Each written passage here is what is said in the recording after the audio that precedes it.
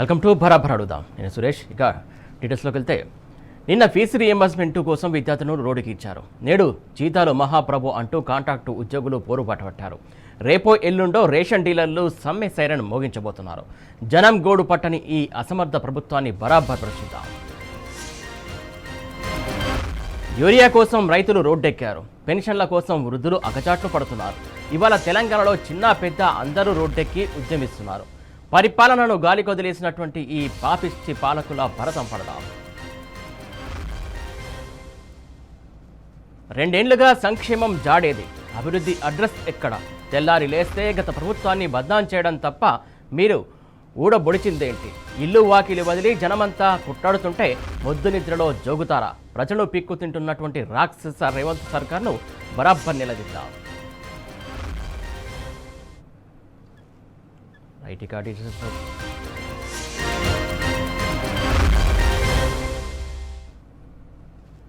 డీటెయిల్స్లోకి వెళ్తే ఒక రాష్ట్రాన్ని ఎలా నాశనం చేయాలో కాంగ్రెస్ పార్టీకి తెలిసినంతగా ఇంకెవరికీ తెలియదు. ప్రజలను పీడించుకు తినడం హస్తం లీడర్లకు వంటబట్టినటువంటి విద్య. పచ్చగా ఉన్న ప్రాంతాన్ని ఎలా భస్మం చేయాలో కాంగ్రెస్ వాళ్లకు మహాబాగా తెలుసు. జస్ట్ 2 ఏళ్లు అంతా సర్వనాశనం చేసి పారేశారు. 10 ఏళ్లు పచ్చగా బతికినటువంటి రాష్ట్రంలో నిప్పులు పోశారు. ప్రశాంతంగా ఉన్న ప్రజలు రోడ్డుకిచ్చారు. వాళ్ళు వీళ్ళని లేదు, చిన్న పెద్ద తేడా లేదు. మన జనమందరినీ నడి బజార్లో నిలబెట్టినటువంటి ఘనులు కాంగ్రెస్ పాలకులు. అన్ని రంగాలను ఆగం పట్టించారు. ప్రజలకు నయా పైసా మేలు చేసింది లేదు. ఉద్యోగులకు జీతం డబ్బులు ఇవ్వడానికి కూడా పైసలు లేవంటున్నాడు రేవంత్. మరి వచ్చిన ఆదాయమంతా ఎటుపోతోంది? ఎవరి జేబులు నిండుతున్నాయి? సైలెంట్గా ఎవరికి సూట్ కేసులు చేరుతున్నాయి?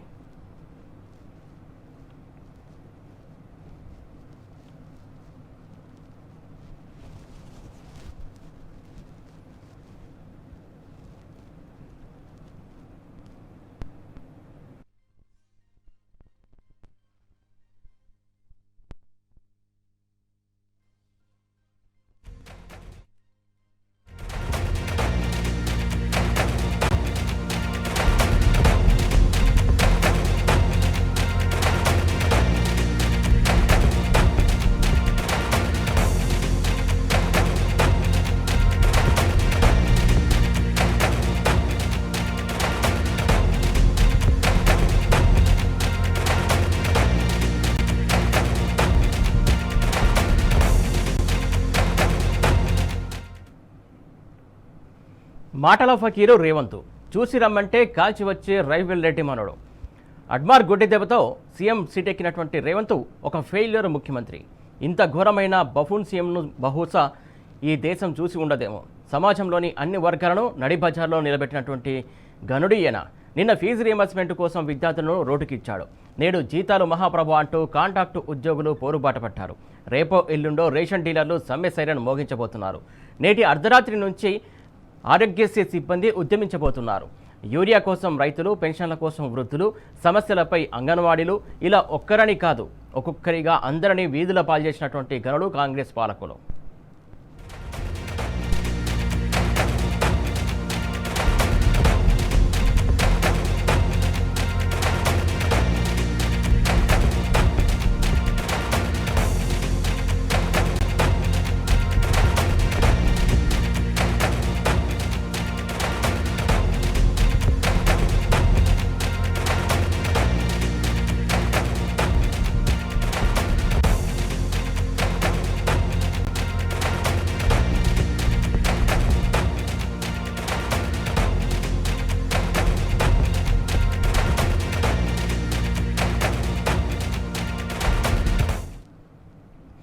రెండేళ్ల నుంచే సంక్షేమం జాడలేదు, అభివృద్ధి అడ్రస్ లేదు. చేతగాని రేవంత్ పాలనలో ఇటు పుల్ల అటు కదిలింది లేదు.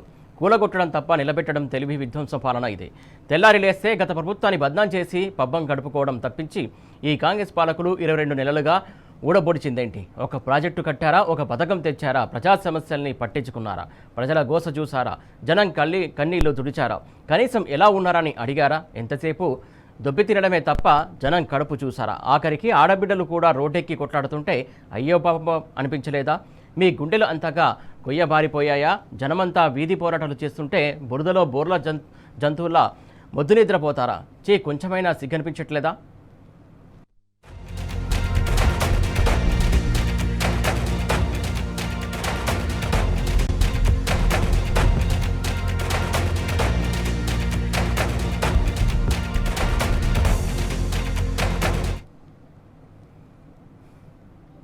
ఇవాళ తెలంగాణ అగ్గిలా రగులుతోంది. సకల జనులు వీధి పోరాటాలు చేస్తున్నారు, రోడ్డెక్కి ఉద్యమిస్తున్నారు.